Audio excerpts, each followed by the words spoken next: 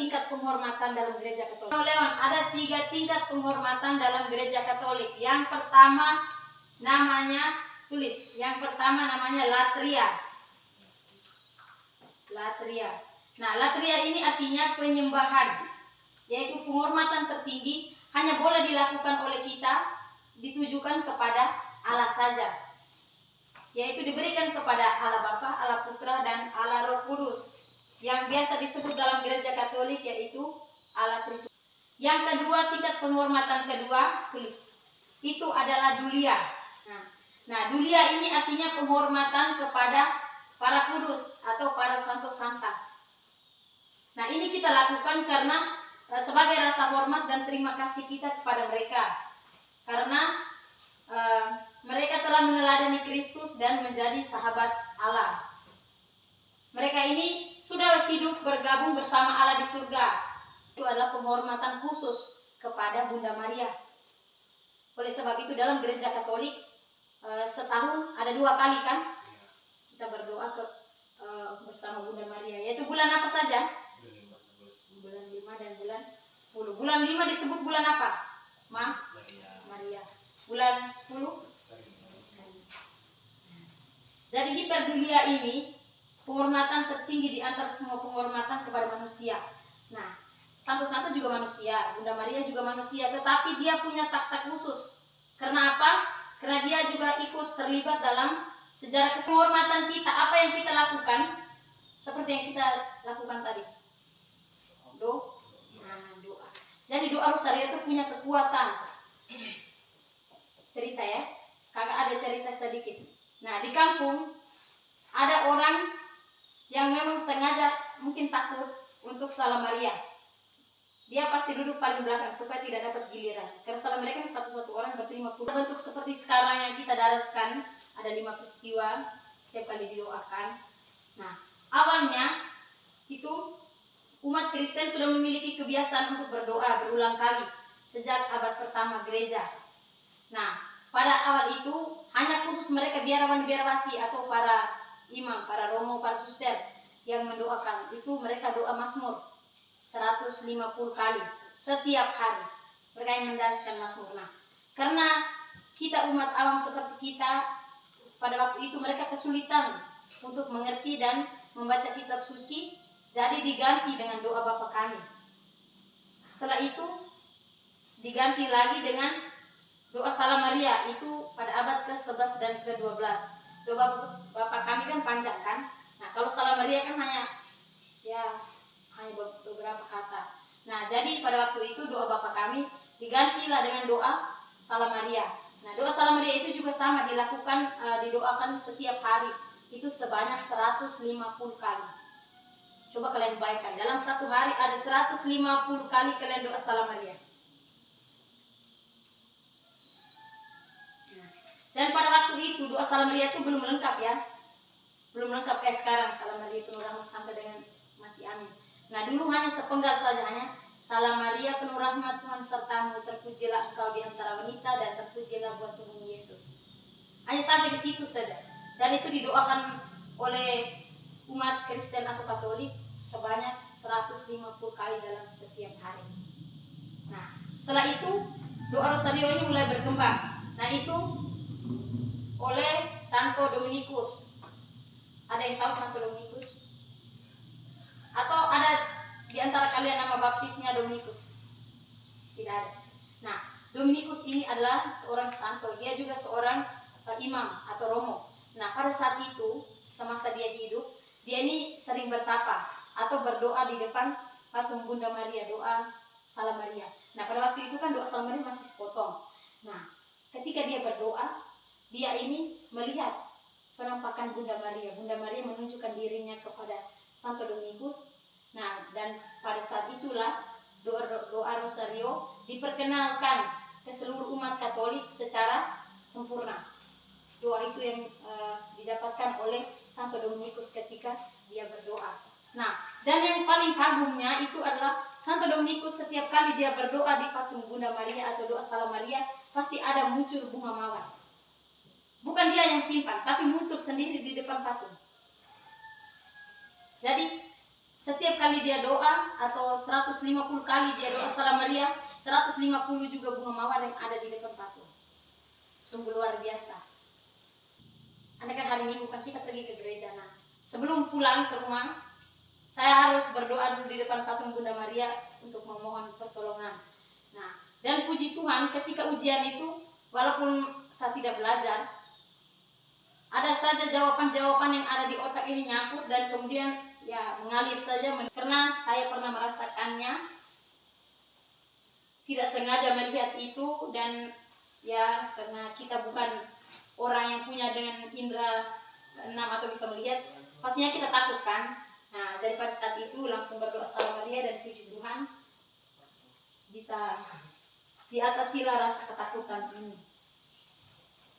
Nah, yang keempat, pembentukan struktur rosario. Nah, tadi kan baru Salam Marianya saja kan yang doakan selama 150 kali. Nah, jadi pas pada abad ke-15 itu Beato Alunus de Rupe. Susah juga tulisannya ini. Nah, ini baru strukturnya sudah lengkap. Sudah ada kemuliaan, Bapa Kami, peristiwa-peristiwa itu. Jadi ada 15 peristiwa. Peristiwa apa saja? Apalagi? Sedih, terang, ya, mulia. Nah, awalnya itu dulu peristiwa terang itu belum ada. Ada hanya peristiwa gembira, sedih, dan mulia. Nah, terus ada lagi ini. Yang membuat Dua Rosario itu lengkap sampai dengan ada peristiwa terang itu oleh Santo Yohanes Paulus II. Nah, dia inilah yang menambahkan satu peristiwa lagi, yaitu peristiwa terang. Sehingga kalau Dua Rosario ada 4 peristiwa. Nah, dan setiap peristiwa itu ada berapa? Ada 5. Nah, setelah saat itu Gereja Katolik juga mendukung bahwa umat-umatnya perlu untuk mendaraskan doa Rosario, karena doa Rosario punya kekuatan. Bukan kekuatan super yang sihir ya. Jangan salah paham sampai ke situ. Nah, setelah dari situ ada lagi di bagian Eropa itu terjadi peperangan. Itu namanya perang salib atau Lepanto, terjadi di Eropa. Itu antara perang agama Katolik dan agama Muslim. Dan dengan perjanjian, kalau kita kalah, semuanya akan menjadi Islam. Mau kalian jadi Islam? Jadi pada saat itu semua warga-warga Katolik, orang Eropa, para uskup dan para imam itu merasa ketakutan. Karena pada saat itu tentara salib atau tentara umat Katolik itu jumlahnya hanya sedikit. Karena pada saat itu di wilayah Eropa itu sudah dikuasai oleh orang-orang Islam. Nah, oleh sebab itu Paus Pius kelima ini karena merasa takut, jadi dia menyerukan semuanya untuk seluruh umat Katolik mendoakan Rosario. Nah, setelah mereka mendoakan Rosario secara berulang-ulang, akhirnya mereka mendapatkan kabar bahwa tentara kita atau tentara salib, umat Katolik menang melawan Muslim. Oleh sebab itu, sampai saat inilah kita juga merasakan bahwa kita masih menjadi orang Katolik. Coba bayangkan kalau seandainya kita semua ini dijadikan Islam. Ya. Oh, ataukah ada di antara kalian ini pacaran dengan yang Muslim? Tidak. Jujur? Tidak. Pasti tidak ada. Tidak. Jadi jangan ya. Lihat ini, banyak loh cewek-cewek, cowok-cowok Katolik sebanyak ini, kenapa harus pilih yang lain? Ya kan? Jangan cari yang berbeda. Kalau bisa sama, kenapa harus cari yang berbeda? Curiga ini. Kalau ada yang bisik-bisik tertawa, ini pasti ada di antara kalian ini yang punya cewek orang Islam atau cowok. Sebenarnya boleh kalau pacaran yang Islam, tapi kalian nggak boleh kalah. Harus bisa menarik mereka ke sini. Jangan kalian pula yang ditarik, ya. Ingat, slogannya apa? Lahir Katolik, mati pun nikah pun Katolik. Mati dengan bernikah. Nah, itu sejarah singkat tentang doa Rosario. Nah, bukan hanya kita mendoakan saja ya, Salam Maria penuh rahmat Tuhan serta terus bilang amin. Tapi harus penuh dengan penghayatan Salam Maria. Tapi jangan juga pelan kayak Salam Maria. Itu juga terlalu lebay, harus pas ya. Salam Maria penuh rahmat, penuh penghayatan, harus dari hati. Pasti akan dikabulkan. Nah, kita berdoa kepada Bunda Maria bukan berarti kita menyembah Bunda, tetapi sebagai penghormatan. Analoginya begini, kalian pasti pernah kan pergi berdoa di kubur keluarga yang sudah meninggal. Apakah kita menyembah mereka? Tidak. Itu sebagai rasa penghormatan kita kepada mereka dan kita mendoakan mereka. Karena dalam gereja Katolik kita percaya kalau mereka yang sudah meninggal dan puji Tuhan masuk surga kan bisa mendoakan kita juga kan. Nah itu. Terus yang kedua, pasti di antara kalian ada yang di dalam dompet mungkin ada foto ceweknya, foto ibunya. Apakah itu artinya kita menyembah mereka? Tidak kan? Artinya supaya kita merasa lebih dekat terus dengan mereka kan? Nah, sama seperti kita berdoa kepada Bunda Maria. Artinya kita juga mau lebih dekat dengan Bunda Maria sebagai rasa penghormatan kita kepadanya. Kan ada beberapa kejadian yang berdoa di depan patung Bunda Maria terus ada penampakan. Artinya benar-benar di dalam patung ini adanya nyawanya. Dan itu yang dianut oleh agama kita. Terserahlah mereka mau bilang kita menyembah atau segala macam. Sekalipun kita menjelaskan kepada mereka, mereka tidak akan mau menerima karena mereka tidak mengimani sama seperti kita. Ya, jadi pesannya ya, teruslah berdoa karena doa Bunda Maria itu, doa Salam Maria, doa Rosario itu sangat-sangat manjur. Seperti yang tadi cerita kakak, saya sudah pernah mengalami dahsyatnya betapa kuatnya doa Rosario itu, sehingga mendapatkan rahmat-rahmat dan karunia-karunia yang mungkin tidak pernah kita pikirkan tetapi terjadi kepada kita. Cobalah nanti kalau kalian ujian, berdoalah. Minimal Salam Maria lah. Sebelum mengisi kan dikasih soal kan, doalah tanda salib, Salam Maria, habis itu baru kerjakan. Riga, pasti di antara ini kalau mau tidur berdoa enggak ini? Atau hanya tanda salib? Atau mungkin karena capek siang hari jalan-jalan kemana-kemana atau kerja kalau langsung tidur, ya kan? Nah, ya minimal Salam Maria lah. Nah, doa Rosario ini juga sudah lengkap sekali ya. Ada Bapak kami kan kita meminta kepada Tuhan segala macam gitu kan. Nah, doa Rosario juga bukan berarti kita doa kepada Bunda Maria ya, tetapi kita berdoa bersama Bunda Maria. Nah, karena dalam doa Rosario itu kita merenungkan peristiwa kehidupan Yesus. Nah, di dalam peristiwa kehidupan Yesus itu Bunda Maria terlibat di dalamnya. Jadi bukan kita menyembah Bunda Maria, tetapi kita berdoa bersama Bunda Maria dan melalui perantaraannya supaya doa kita ini tersampaikan kepada Yesus. Masih ingat itu perumpamaan di Kana?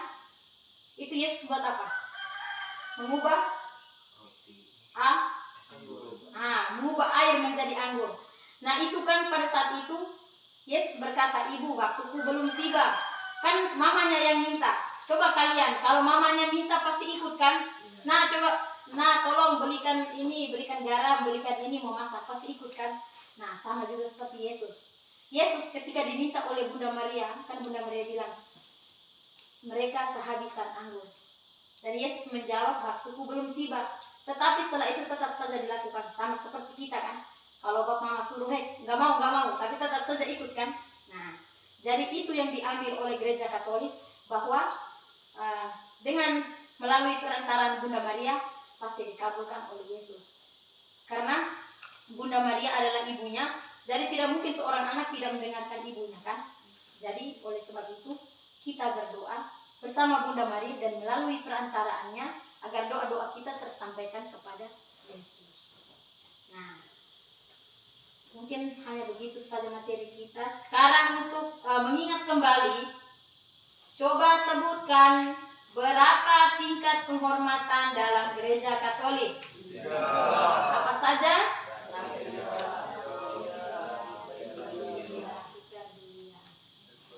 Latria itu penghormatan kepada dulia,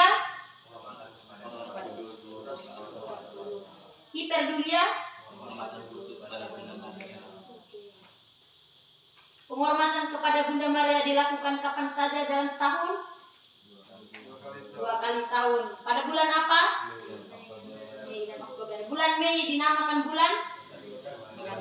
Ya. Bulan Oktober dinamakan? Rosario. Ya, sudah tahu kan?